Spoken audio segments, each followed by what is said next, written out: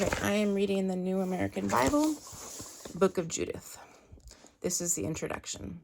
The Book of Judith is a vivid story relating how, in grave crisis, God delivered the Jewish people through the instrumentality of a woman.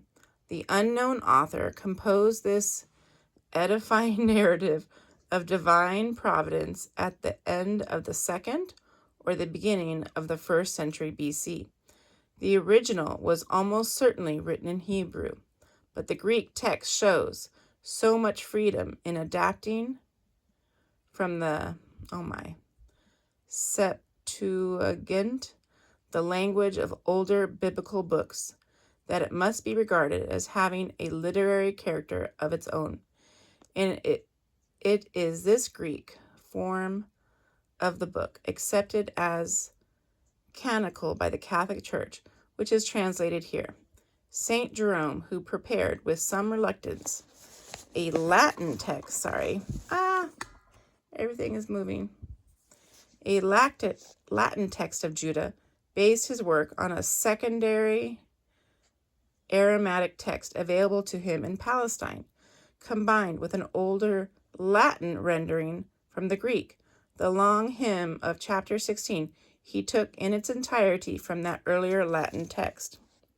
Since it is no longer possible to determine with any precision the underlying events which may have given rise to this narrative, it is enough to note that the author sought to strengthen the faith of his people in God's abiding presence among them.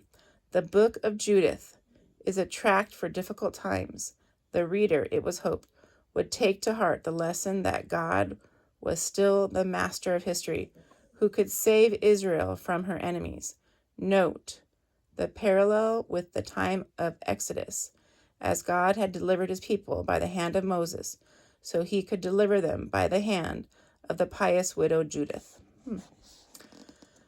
The story can be divided into two parts. The first, chapters 1 through 7, Holofernes, commander-in-chief of the armies of Nebuchadnezzar, leads an overwhelming Assyrian force in a punitive campaign against the vassals who refused to help in the Assyrian war against the Medes.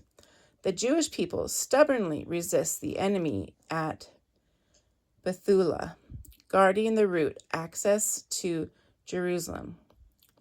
Despite the warning of Anchior that the Jews cannot be conquered unless they sin against God, the proud general lays siege to the town and cuts off its water supply.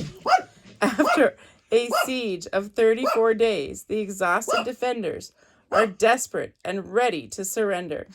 At this point, the climax of the story, tell me the whole story before I read it.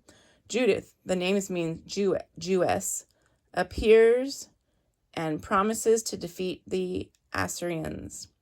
The rest of the story is too well known to repeat in detail. Having fasted and prayed, Judith dresses in her finest garments and proceeds to the Assyrian camp, where she succeeds in killing Holofernes while he lies in a drunken stupor.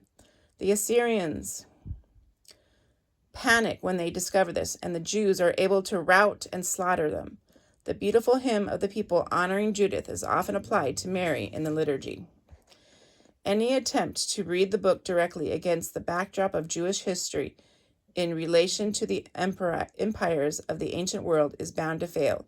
The story was written as a pious reflection of the meaning of the yearly Passover observance.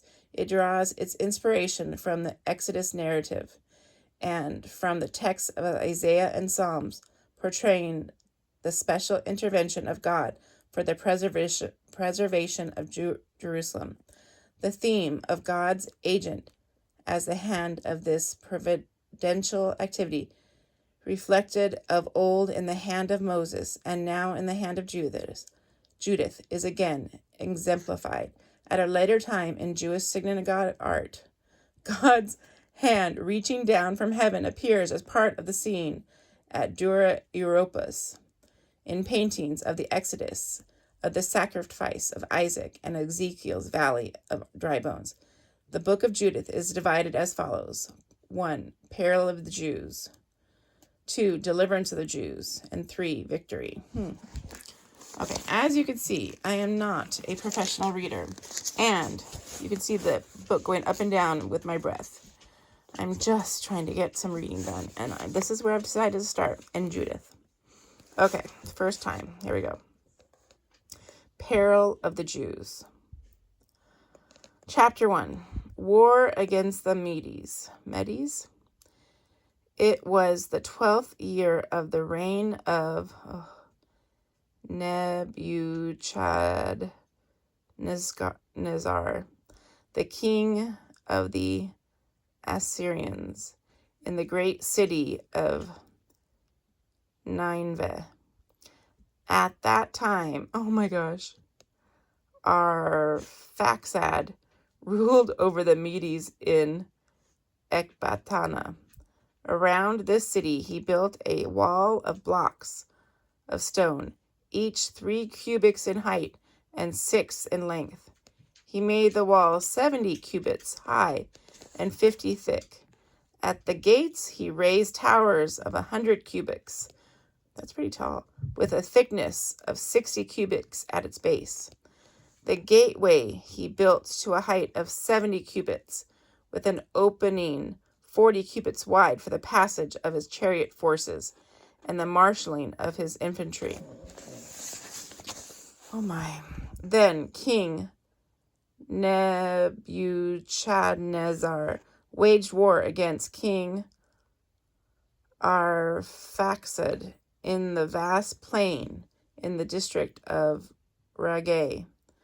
To him there rallied all the inhabitants of the mountain region, all who dwelt along the Euphrates. The Tigris and the Hydraspeus, and King Arioch of the Elamites in the plain. Thus many nations came together to resist the people of Shalod. Ultimatum to the west. Now Nebuchadnezzar, king of the Assyrians, sent messengers to all the inhabitants of Persia and to all those who dwelt in the west, to the inhabitants of Cilicia and Damascus, Lebanon and Anti-Lebanon, to all who dwelt along the seacoast, to the peoples of Carmel, Gilead, Upper Galilee, and the vast plain of Esdraelon, to all those in Samaria and its cities, and west of the Jordan as far as Jerusalem, Bethany, Chilias, Kadesh, and the river of Egypt, to the Tauphanhes, Ramses, all the land of Goshen, and Tanis, Memphis, and beyond, and to all the inhabitants of Egypt, as far as the borders of Ethiopia. Sorry for the moving things. Okay. But the inhabitants of all the land disregarded the summons of Nebuchadnezzar, king of the Syrians, and they would not go with him to the war. They were not afraid of him, but regarded him as a lone individual opposed to them, and turned away his envoys empty-handed in disgrace. Then Nebuchadnezzar fell into a violent rage against all the land, and swore by his throne and his kingdom that he would avenge himself on all the territories of Cilicia and Damascus and Syria, and also destroy with his sword all the inhabitants of Moab, Ammon, the whole of Judea, and those living anywhere in Egypt. Oh my gosh, stop. As far as the borders of the 2 seas. Defeat of Arphaxad. In the 17th year, he proceeded with his army against King Arphaxad and was victorious in his campaign.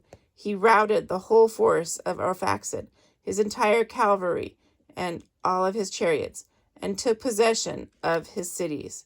He pressed on to Ecbatana, and took its towers, sacked its marketplaces, and turned its glory into shame. Arphaxad himself he overtook in the mountains of Rageh, ran him through with spears, and utterly destroyed him. Then he returned home with his numerous motley horde of warriors, and there he and his army relaxed and feasted for 120 days. Oh yeah, sometimes you hear me laughing as I'm reading, and I'm thinking, I can't believe I'm saying this. I can't believe I started here. I don't think I understood most of it. But at least I read a chapter in the Bible. Hope to see you next time.